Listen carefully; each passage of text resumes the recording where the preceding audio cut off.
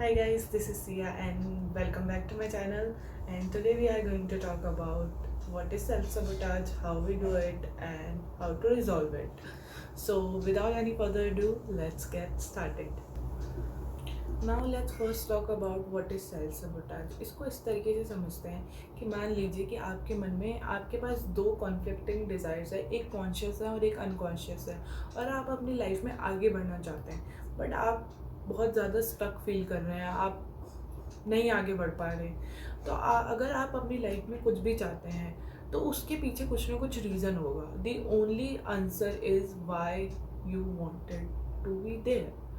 तो वैसे self sabotage दिखता कैसे है, हमें पता कैसे पड़ेगा कि हम सेल्फ सबोटाज वाली साइकिल में हैं। वैसे इसको देख के अपन पहचान नहीं सकते, क्योंकि कुछ हैबिट्स किसी के लिए हेल्दी है तो कुछ हैबिट्स किसी के लिए, वही सेम हैबिट्स किसी के लिए अनहेल्दी है।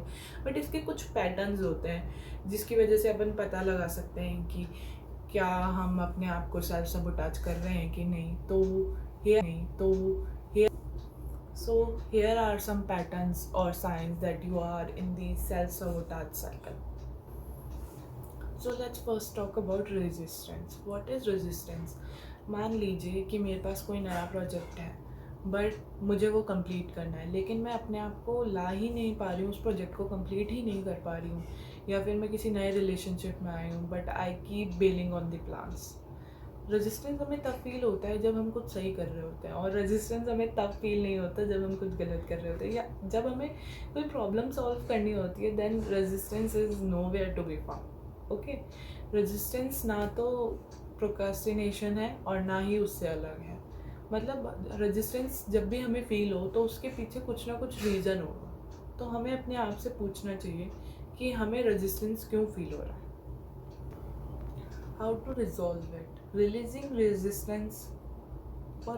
resistance we have to refocus. Like अगर हमें कुछ चीज़ चाहिए तो हमें कब, क्यों और कैसे चाहिए, तो उस चीज़ की क्लैरिटी होनी चाहिए, ताकि हमें पता पड़ सके कि ऐसे कौन से अनकॉन्शियस बिलीव्स हैं जो हमें उस चीज़ के लिए शो अप करने से प्रिवेंट कर रहे हैं।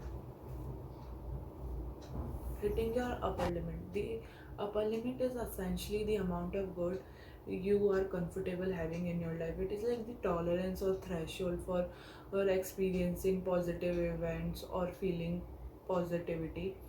We are not wired to be happy, we are wired to be comfortable.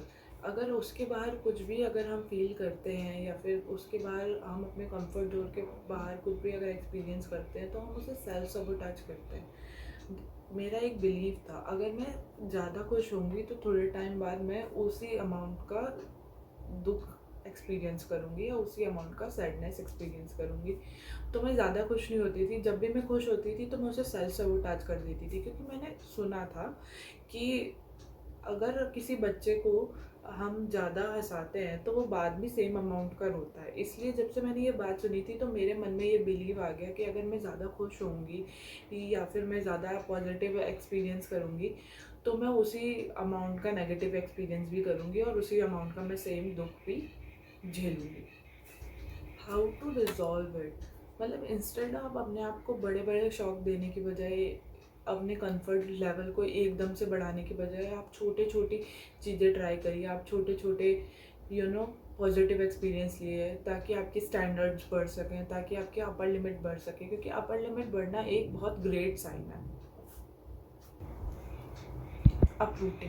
Uprooting happens when someone finds themselves from jumping one relationship to other relationship or changing their website again and again.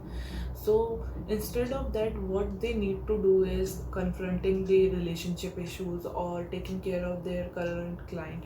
Uprooting में actually होता क्या है कि आप अपने आप को blossom नहीं करने दे रहे होते हो, आप बार बार फ्लर्टिंग कर रहे होते हैं। इसको एक तरीके से और समझ सकते हैं कि आप बार बार नए चैप्टर शुरू कर रहे हो बजाय अपने पुराने चैप्टर को फिनिश करने के बजाय। मतलब मैं हर चीज़ शुरू कर रही हूँ, लाइक मैं बार बार स्क्रैच से स्टार्ट कर रही हूँ बट उस चीज़ को कंप्लीट नहीं कर रही हूँ। तो हमें इसको कैसे रिजॉल्व करना है? हमें सबसे पहले कुछ टाइम पहले जाना है कि हमें देखना है कि जहाँ पे हमने काम किया है या जहाँ पे हम रिलेशनशिप में थे तो उस चीज़ को हमें देखना है तो कि रियलिटी में इशू क्या थे। अपरूटिंग से हील करने का मतलब ये नहीं होता है कि आप किसी ऐसी चीज़ में रहो जो आपके लिए अनहेल्दी हो, जो आपके लिए सही नहीं हो। अपरूटिंग को हील करने का मतलब ये होता है कि आपको चाहिए क्या, उस चीज़ की क्लैरिटी मिले।